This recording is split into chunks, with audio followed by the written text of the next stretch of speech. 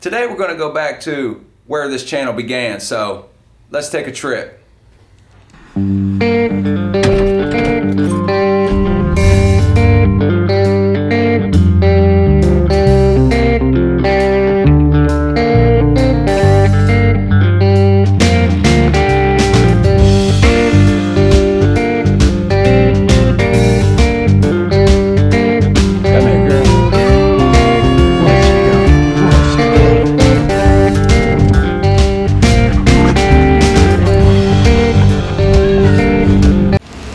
So we're going to look at these tools. My buddy Joe's going to take a look and we're going to see what he thinks about them and talk about them for a second, but we look at these sockets first. How long you been wrenching, Joe? I would say probably at least 12 years.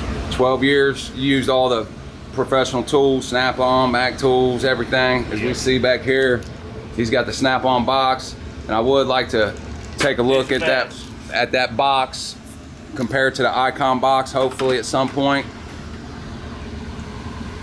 But what's your first thoughts looking at these?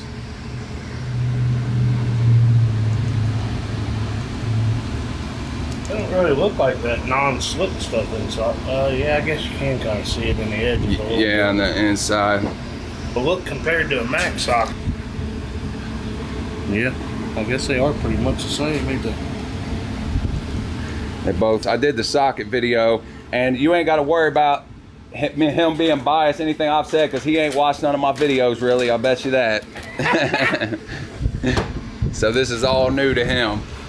How many garages you think you've worked at?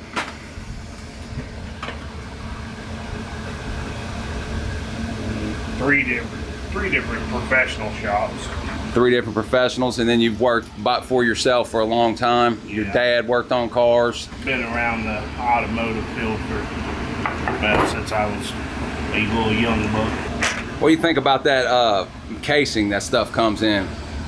Do these come out of here? Yeah, the so plastic. You could put this in your toolbox. Yeah, you could put the whole thing or just the plastic part there in the toolbox. Now, aren't these Snap-on ones like this? They're magnetic. Are they magnetic? Yeah. Okay. I believe so. Don't hold me to that 100%. Well, these aren't magnetic. I know after time of usage and stuff, these little corners will separate, and then the shit starts falling apart on them. But I guess, I mean, that's going to be really all of them at some point.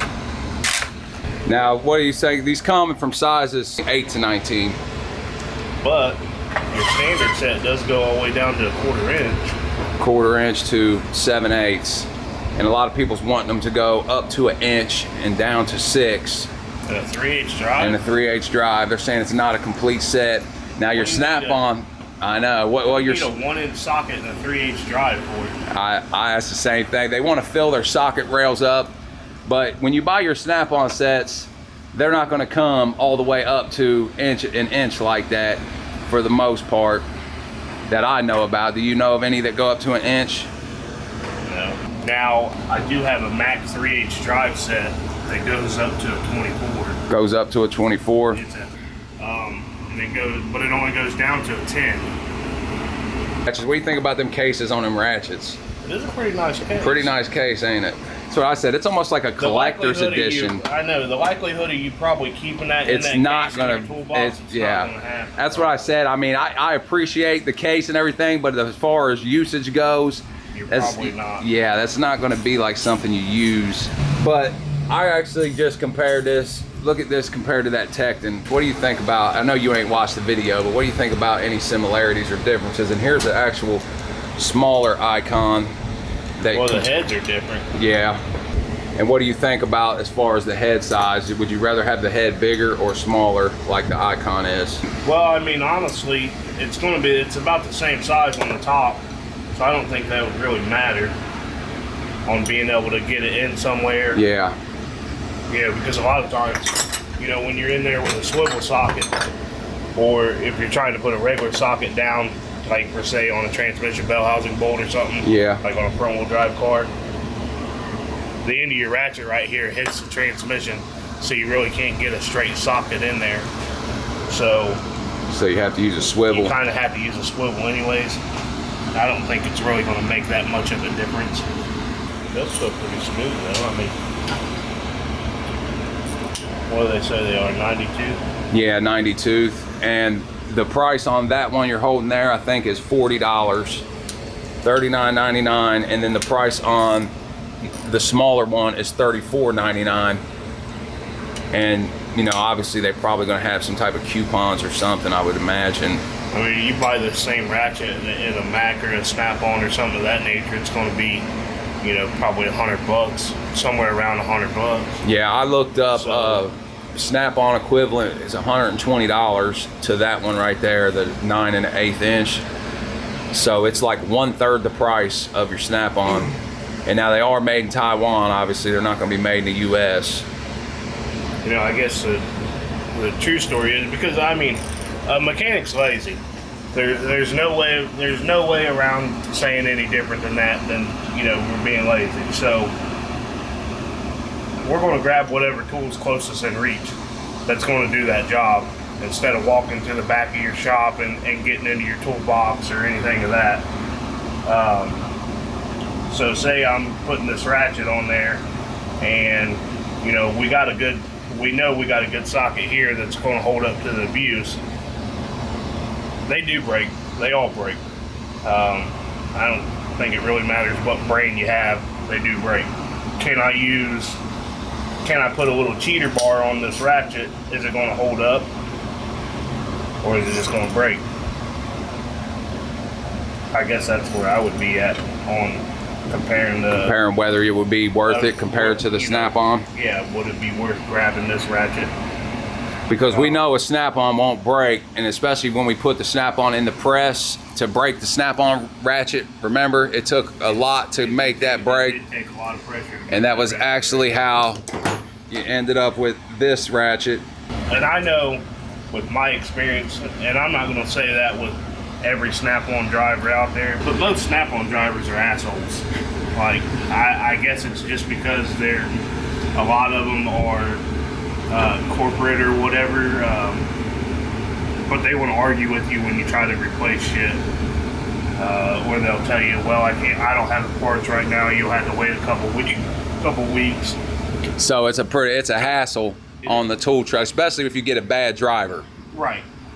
And with my experience-wise, every Snap-on dealer I've ever really dealt with has just kind of been an asshole. So I mean, I think if this tool is just as good of a quality, and I can run to the store and grab it. And when you warranty it, they are going to give you a new ratchet instead of rebuilding it. So you'll get a new one off the shelf every time. New socket, new ratchet. Now, I do believe, though, with the sockets and the wrenches, they don't carry singles. So you actually have to take it to the store, and I believe they mail you the replacement.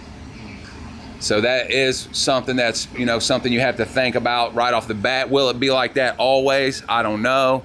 But right off the bat, that is kind of a downfall of this, because I don't want to have to wait to get my socket. If I need a 10 millimeter today and I take it there and it's broke, and then I have to wait, it takes a week for me to get it.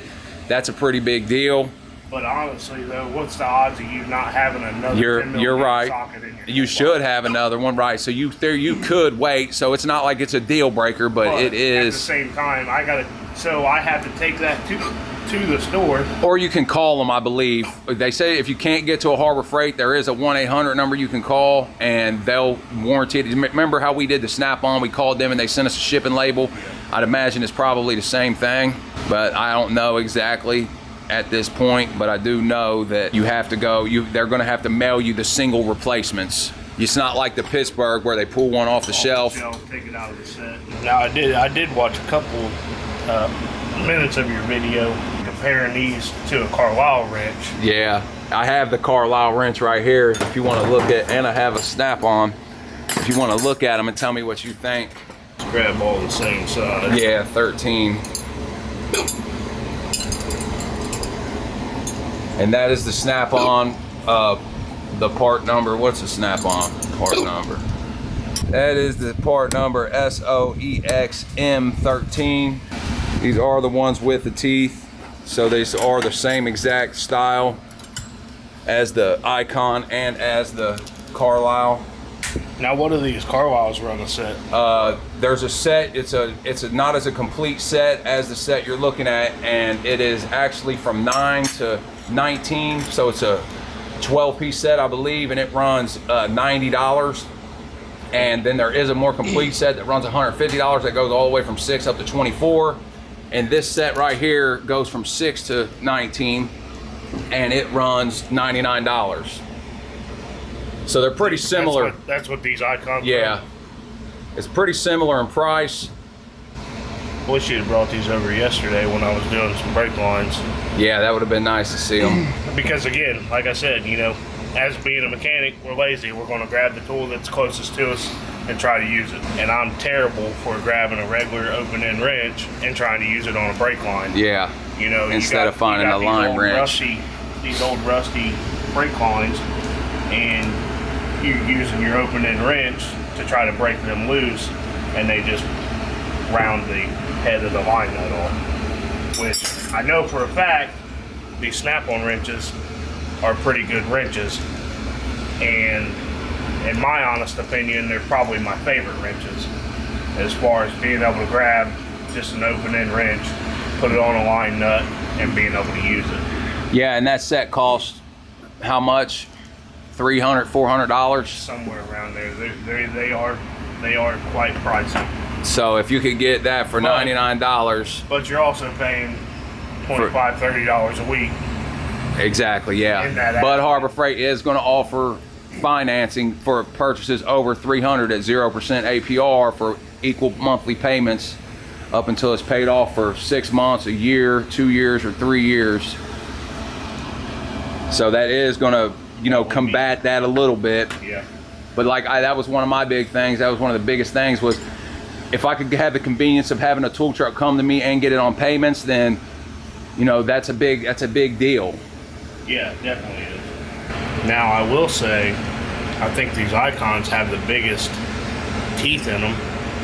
The deepest, you mean? Yeah, the deepest teeth in the open end of the wrench. They are very well, I mean, you know, very similar in this Carlyle wrench. Now, you can definitely tell the difference in the snap-on wrench compared to the wrench. It's a lot slimmer, and when I looked at it, that was the first thing I noticed was how slim it was. Now, lengthwise, they do look the same. Yeah, they are pretty close. But the snap-on wrench is a lot slimmer. I do like how they do come in these cases too, though. Yeah, that is nice. I can throw this case in my wrench drawer, and, you know, comparing that I have room. Right. You know, I don't have to buy a separate wrench rack and everything else to hold everything. So, see how these have big teeth on the end, though?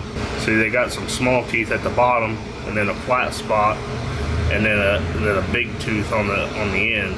And which wrench is that? This is a snap-on wrench. Okay. Where your Icon and your Carlyle wrench are built pretty much exactly the same. No, actually they're not either. Your Icon wrench has teeth at the bottom going about probably half to 3/4 of the way up. Where the Carlyle wrench is a little fatter teeth.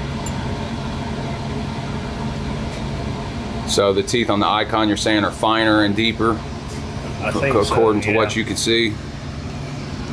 And the Carlyle wrench,